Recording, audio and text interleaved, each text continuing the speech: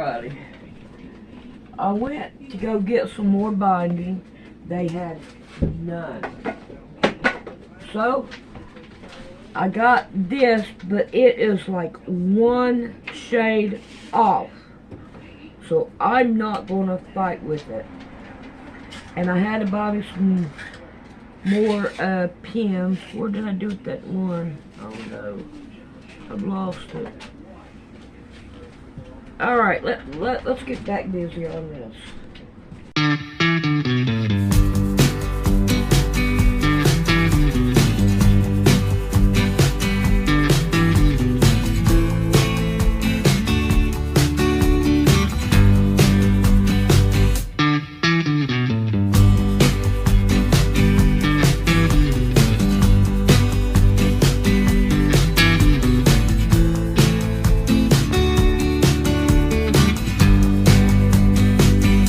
Let's see if Mama Cat will let me do it.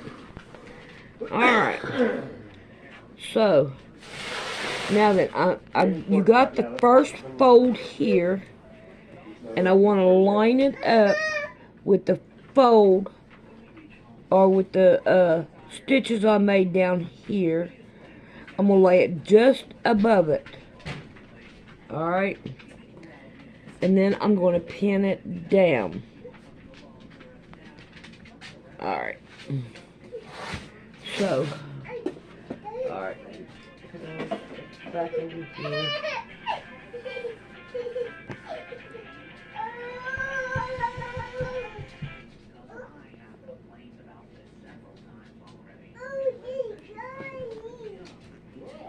But you know, I'd be on this side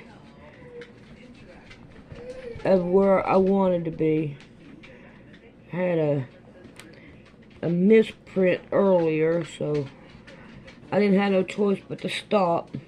But I didn't come back and get what I needed to get done. So, what can I say? Flip it over and get hurt.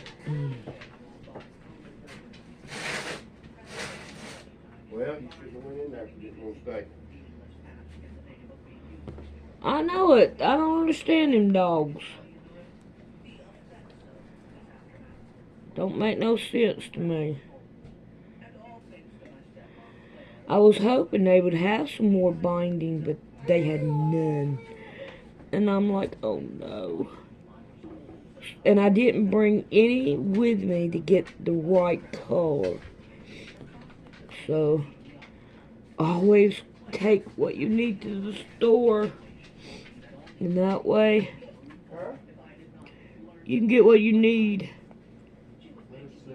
But I don't think they had the same color either. So,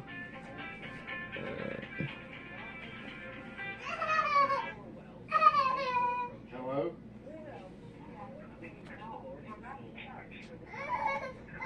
alright, now when you get right here, you're going to want to flatten it out all the way across.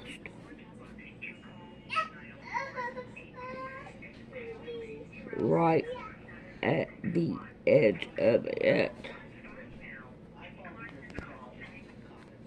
Oh, come on. It's hard doing it this way. What's up, Mr. Hunter? Hello?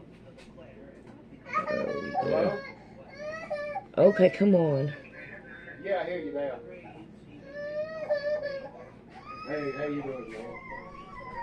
Huh? I'm trying to get one more after this one. There we go. Alright. Now. Alright, now. We'll go into sewing it.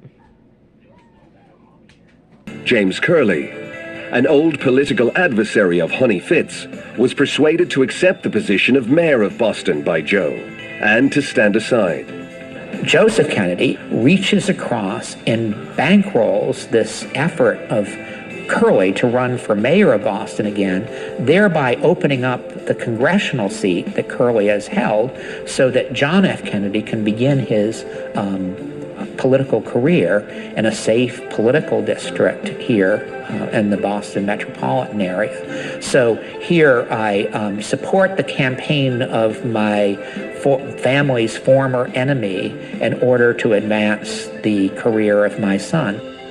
Old Kennedy hands, including Eddie Moore, and on-the-ground Irish supervisors, were drafted into the campaign.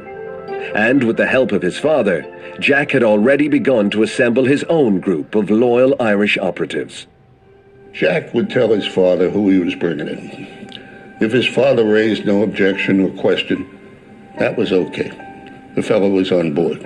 These were brilliant, ambitious people, but they didn't have the sort of pedigree that a lot of the other people in the Democratic intelligentsia would have had. I think this made them hungry. I think they knew that this meant they could fight, and they also kept their head about them. They were able to go about this at times with a sense of humor, that it wasn't life and death. But I think above all, they were fighters and they were loyal, and they bought into the Kennedy way of doing things. From Somerville, Ted Reardon, a roommate of Joe Jr.'s at Harvard, and Mark Dalton, an impressive on-the-ground organizer. Most significant, however, was to be a young man called Dave Powers, an Air Force war veteran from Charlestown, the oldest part of Boston. Well, I knew Dave Powers the best my whole life. I loved to go up to the Kennedy Library and listen to his stories and all the wonderful tales of Irish ward politics in Boston and chasing votes in congressional elections and in Senate elections. Dave Powers, I think, was the sort of man that made things happen. And one of the, I think, many brilliant things about John Kennedy, one of them is that he was able to recognize talent and recognize people who were able to get things done. Affable and trustworthy, within months, Dave Powers had become John Kennedy's closest confidant. Dave, was Jack's friend. I mean, he was not only just sort of somebody who advised him, but he was somebody Jack trusted completely. Dave's many roles in Kennedy's life could also extend to managing his boss's wardrobe. Kennedy had to face a Protestant group of ministers in Houston. He was getting dressed in his blue suit, and he couldn't find his black shoes. So he said to Dave Powers, "Where are his shoes, his black shoes?" And Dave said, "Oh, I think I've left them in Ohio, where we were yesterday when you were attending the Cuyahoga County fair." So Kennedy put on his brown shoes and went down and did a bravura job before these Protestant ministers. When it was over, they were going up to the room again, and Kennedy started to berate Dave Powers, and Dave said, "Senator, I'm sorry. It'll never happen again. But I got to tell you, that was a brown shoe crowd if ever I saw one." He was a loyalist, a deep, true blue loyalist, and he could be trusted with any of his secrets. He was unquestionably loyal. There was no doubt to whom Dave Powers owed his loyalty. Powers' strength lay in his understatement. Dave Powers had a way of making you think he wasn't as significant as he was. But I want to tell you something. He was very smart and sharp. Along with a hand-picked group of volunteers and paid staff, Powers used his contacts from his days as the local paper boy to penetrate the tightly knit neighborhoods of the 11th District. Powers could be a go-between between the different factions in the Massachusetts party and say, "Look, I know their elbows are sharp, those Kennedys, but keep in mind they're going to do this and this and this down the road." So that's one great skill a guy like Powers had, was to act as a go-between between different factions. And the keen eye of Joe Kennedy was never far away. One morning, very early in the morning, outside a factory gate, Joe Kennedy with Eddie Moore is watching Jack across the street, shaking hands, giving out leaflets, running the same political campaign that Honey Fitz or P.J. Kennedy would have run 30 and 40 years ago. And this delights Joe because even though Jack is gaunt from his malaria and his Addison's disease, which was never admitted, he's courageous. He's standing there giving the best he can, giving the old Kennedy charge to this drive for victory. Another Irish Democratic veteran, Mark Dalton, who ran the campaign, was instantly impressed with the young candidate. And I spent hours with Mark, a Boston lawyer, very respected political figure. And Mark said, you know, here is a rich kid starting into politics in a tough congressional race where there were 2 or 3 other Kennedys who had entered because they could use the name, and the confusion about which one was Joe Kennedy's son. And the Cambridge liberals and others wondering, well, is he another pro-Nazi, another appeaser like his father was? And he said, Jack stood up for himself. He stood up against his father. He stood up against the liberals. He stood up against everybody he had to, and he came through. With the political goodwill of Honey Fitz and his Irish ward connections still very much in evidence, and a reputed $250,000 in cash handed out by Eddie Moore, Jack Kennedy won the congressional seat in December 1946. Having placed his son on the political ladder, Joe was eyeing a greater prize for Jack. And the United States Senate seat of the Brahmin Henry Cabot Lodge was the next step. That was the Senate race against Henry Cabot Lodge, which most of, I think, the establishment, the political establishment in Massachusetts assumed was simply for the sake of the record. It was really merely an exercise to advance Jack Kennedy's name, and it was totally unrealistic to anticipate or expect that he could beat Henry Cabot Lodge.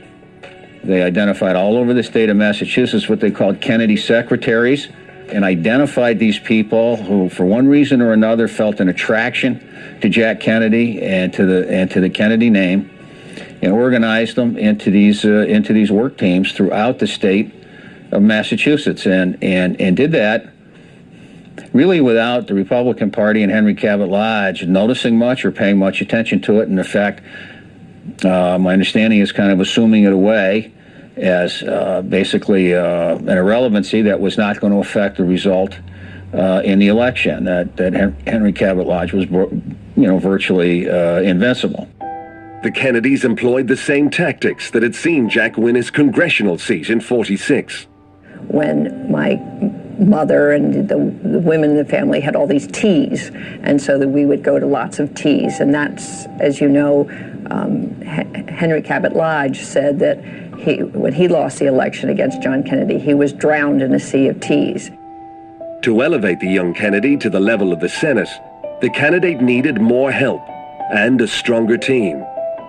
Central to this was the arrival of 2 young American Irishmen, who, along with Dave Powers, were to form the nucleus of the Kennedy political team for the next 2 decades. Larry O'Brien and Kenny O'Donnell. O'Brien, the older of the 2, was from Springfield in western Massachusetts, where his father, also Larry, was a local leader of the Democratic Party.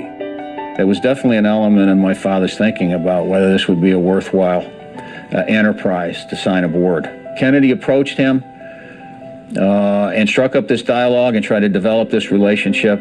My father approached that as a professional, I think trying to assess whether in fact Jack Kennedy potentially had a future, whether he had the goods, as they say, which I think he concluded very quickly that he did. But also he viewed him, and he used to talk about it quite a bit.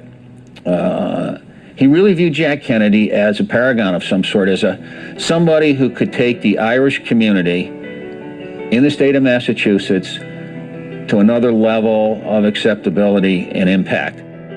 At 35, the same age as Jack Kennedy, he was already a political veteran, having been recruited by his father, aged just 11, to serve as a volunteer in the 1928 presidential campaign. The second new boy, Kenneth P. O'Donnell, or Kenny, had roomed with Bobby Kennedy at Harvard. At 22, he'd had some exposure to politics beside Bobby during Jack's congressional campaign.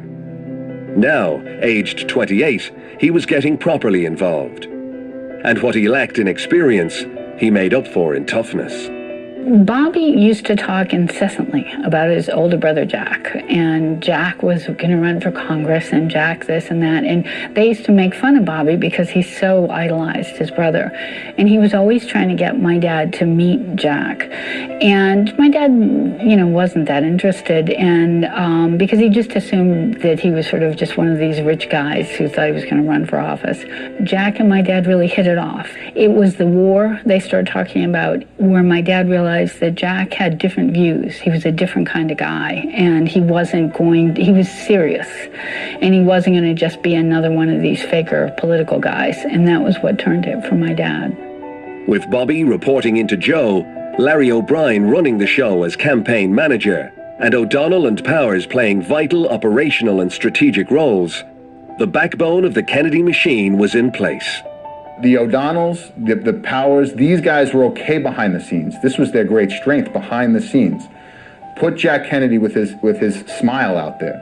Put Jack Kennedy with his speech-making ability and his war record. Put him out there. Behind the scenes, however, we need the Powers, we need the O'Donnells to build coalitions, to mend fences, and to get votes out, to do this sort of grunt work at the street level, at the precinct level. And this youthful, energetic group soon realized that Joe Kennedy needed just as much management as the Kennedys. Jack had an array of guys already around him, Mark Dalton and these other people, that couldn't handle Joe Kennedy, the father. And, my dad recognized immediately two things. One was that they were going to have to go, because if you couldn't handle Joe Kennedy, you couldn't work for Jack Kennedy. And the other thing my dad recognized is they needed Bobby, who was down in Washington, and having made the connection between my dad and Jack was sort of off having his own life. But my dad realized that Jack couldn't win without Bobby, because nobody could stand up to Joe Kennedy but Bobby. I was a freshman in politics, so therefore my views were weighed only as a friend of the family at this time. So therefore Bobby was the weapon we fought it through. We would sit down with Bobby and discuss it in a logical fashion, explain our views, and Bobby carried our views to the court. And Dave Powers was a great help in this, because Dave, as a statistician, was excellent. And when we would say, I don't believe there are that many Italians or French or Polacks or whatever there is in Chicopee, they would go to Dave, and Dave would say, well, they're right, this is what the percentages are, and they invariably came out, because we just wanted to win the election. We were not interested in establishing our own personal positions, I don't think. We just wanted to win. But the influence of John F. Kennedy's Irish confidants would go way beyond statistics. In 1952, the first real test for Jack Kennedy's largely Irish electoral management team was a resounding success. The taking of Henry Cabot Lodge's safe Senate seat positioned Kennedy as the new political force in his home state, and a fresh and dynamic face on the national landscape. So much so that by 1956, he was being actively promoted as a candidate for the vice presidency. Well, I think the 56 turn of events astonished everybody. They had talked about that convention and had talked about whether Jack Kennedy should try to position himself potentially as a vice presidential candidate. And literally off the floor of the convention, this groundswell developed about this young fellow, Jack Kennedy. And it took off enough to really elevate Kennedy's profile in terms of national media in a very positive way. But my father always said, thank the Lord it didn't take off quite enough to get him on the ticket. Kenny O'Donnell witnessed John Kennedy's rapidly growing popularity firsthand in a bar close to the convention center. And we went across the street, and we were having a drink, and it was I'd say well-populated with what one normally would find in a middle-class truck driver's bar. We were having the bar was loaded, a lot of delegates, and also a lot of people off the street, 2 or 3 policemen. And a very strange thing happened. Every time that John Kennedy's name was mentioned, the place would, everybody would raise and cheer, raise their glasses and shout and pound the lead by the bartender. And whenever they mentioned anyone else's name, they would boo and pound their glasses. And so he obviously had scored to Joe the truck driver, Joe the policeman, and Joe the bartender. The press, too, were also noticing the emergence of a major political superstar. I think it permeated throughout the country, even through people who weren't going to vote for Kennedy. But he and that terribly attractive wife, and later on those terribly attractive children, signaled something to America that something new was going on. While Kennedy didn't make the ticket, the whole exercise firmly established him as a national player and a potential candidate for the 1960 presidential election. To round out this exciting political package, JFK had in his wife, Jacqueline, the right blend of sophistication, allure, and electoral attractiveness. Well, she was an exotic-looking, beautiful woman who looked like a high-fashion model, but she was everything that she needed to be to walk into a room and cause gasps.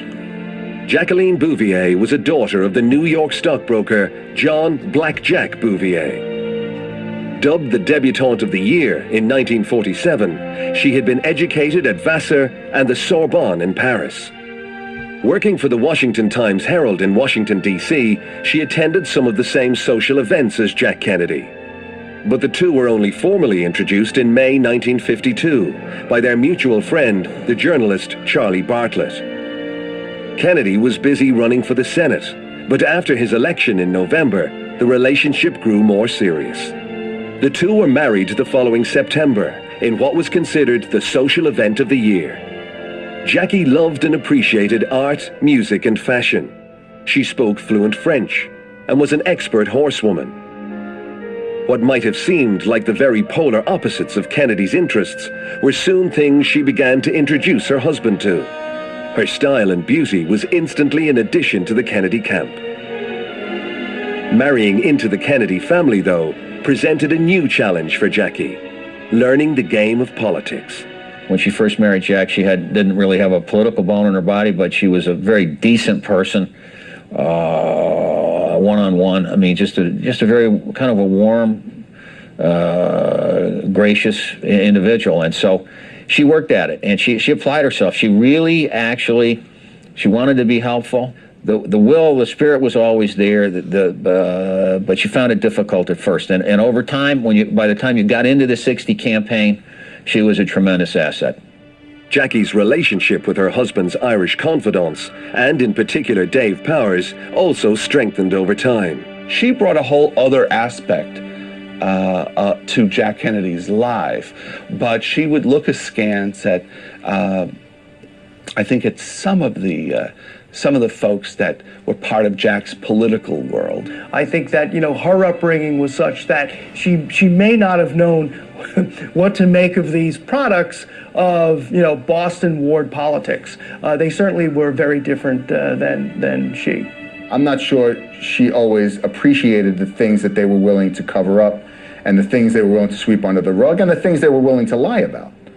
But bear in mind, a fellow like Dave Powers, she saw him as a very dear friend, and somebody who, after Jack Kennedy's death, she relied upon. So the stage was set, and Jack Kennedy's determined march towards the White House began, with the sons and grandsons of Irish immigrants at his side. To all Americans, I say that the next 4 years are going to be difficult and challenging years for us all. The election may have been a close one, but I think that there is general agreement by all of our citizens that a supreme national effort will be needed in the years ahead to move this country safely through the 1960s. So now my wife and I prepare for a new administration and for a new baby. Thank you.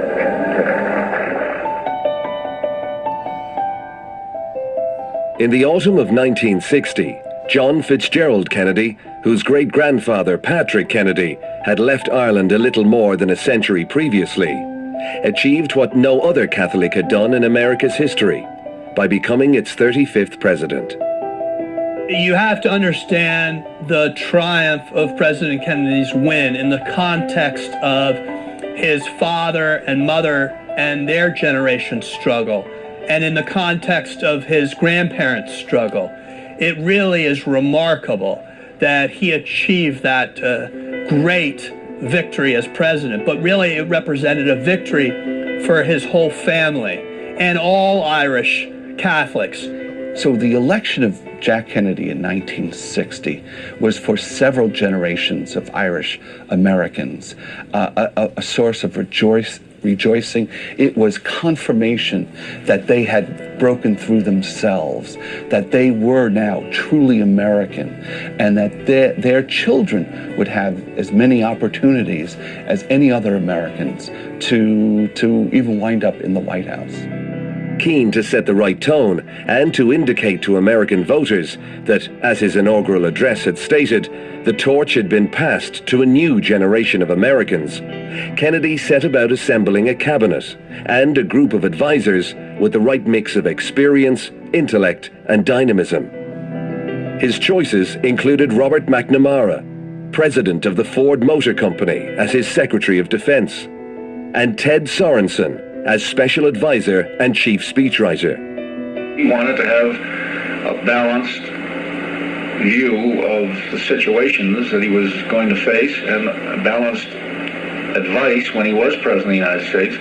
Certainly Ted Sorensen and myself, Larry O'Brien, and people of this nature all would approach things a little differently, but he operated, I think, from a central viewpoint that he wanted to have a lot of people around him who had different opinions, but he wanted to be accessible to all of them. So you have these tensions. You have the brain trust, the egghead intellectuals in the Kennedy administration, often butting heads with the realists, the Irish, Boston, Massachusetts guys. And it really rubs some of these sort of worldly fellows the wrong way.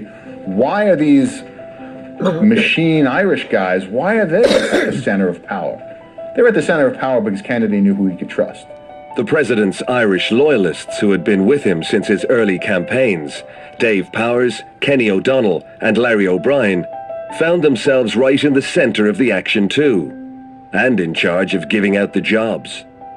The three of them, Kenny and my father in particular, but also Dave, were handed this book by Kennedy. Basically, Kennedy said, look, we got a lot of people around the country who really pitched in and helped out here. We got thousands of jobs to hand out. Not a uniquely Irish instinct, but you know, kind of a bit of an old school thought. Larry O'Brien, so significant in his strategic management of the 1960 campaign, became a special assistant to the president. Kennedy asked my father to be the head of legislative affairs, which is the chief interface point between the White House and the Congress. You know, his job was to get to know all these senators and members, or as many as he could, and develop these productive working relationships with them. Very time-consuming. Powers was appointed special assistant to the president and deputy appointments secretary. Dave was sort of, a staffer without portfolio. Dave remained Dave. Dave's role remained what Dave's role always had been. Dave's actual job description was unclear. But what was clear was that the president relied heavily on his counsel, and particularly on his friendship. The central role went to Kenny O'Donnell. Officially White House Appointments Secretary, O'Donnell's job was to evolve into the pivot around which Kennedy's life revolved. There was no chief of staff in that White House structure, but he made Kennedy the appointment secretary, sort of the guardian of the door, as to who would get in and out, which particular time, and that sort of the little gatekeeper thing. The appointment secretary, even in the campaign, he's not much different. He has the power of access to the president. You live with him, you get up with him in the morning, he talks to you, you're there all the time, and you're talking to him. Obviously, you can color or not color your conversation. And this concerned the president very much, that he, to a degree, was at the mercy of any small group which could deny access of a counter viewpoint. In time, everything went through Kenny, and the president did little without consulting him or Bobby, Beyond the day-to-day of the schedule, which was just, controlling who got to see Kennedy, which, got to see the president, which was critical. There wasn't a decision that Jack Kennedy made that my dad wasn't a key player in. Jack always knew when he looked to my dad and asked him a question, he was going to get the unvarnished truth. It didn't mean Jack always felt that he was right, but he knew he'd never get any bull. This somewhat unusual group of men, bonded together by their Irishness and their loyalty to John Kennedy, were now occupying the highest unelected positions in the land. There was the inner circle of these Irish guys, and that later, famously, Sander Van Ocker dubbed the Irish Mafia. These guys were tough guys, too. These guys were combat-trained political operatives, and they could be as nice as the day is long, but they with the expression, they didn't take prisoners. They were in it to win it. So, calling them the Mafia, I think it was meant to be somewhat jocular, but there was also an element there, too, of these guys being pretty tough. Kenny O'Donnell, Larry O'Brien, and Dave Powers. Because I thought they were smart, i.e. they were Irish, and the Mafia came, they were tough. But just after I've said they're Irish, I don't need to say anymore. They were just as smart as anything I'd ever covered in politics. You were either in that inside group, or there was no one outside let in. The one exception to this was perhaps Jack Kennedy's closest advisor. He was Irish, but he was also his brother. Jack Kennedy, probably the last thing that he needed was to have his brother as the Attorney General. And I think there was reluctance on both the part of Bobby and Jack to see his brother become Attorney General. Jack Kennedy, with his great wit, was able to say, well, we felt he needed a little bit of experience, and what better than being Attorney General of the United States. And he kidded the press that way about it. But Robert Kennedy took that to be a criticism, and at one point the president said to his brother, "Come on, Bobby, everybody was laughing." And Bobby said, "Yes, they were laughing at me." But there was never any doubt that Robert Kennedy was going to have an important role to play in his brother's administration. The person most excluded from this Irish circle was, ironically, the man who would one day become their boss, Vice President Lyndon Johnson, who had a difficult relationship with the Kennedys from the start. Lyndon could not dominate John Kennedy, either in the Senate or in the presidency, or he was always the junior partner.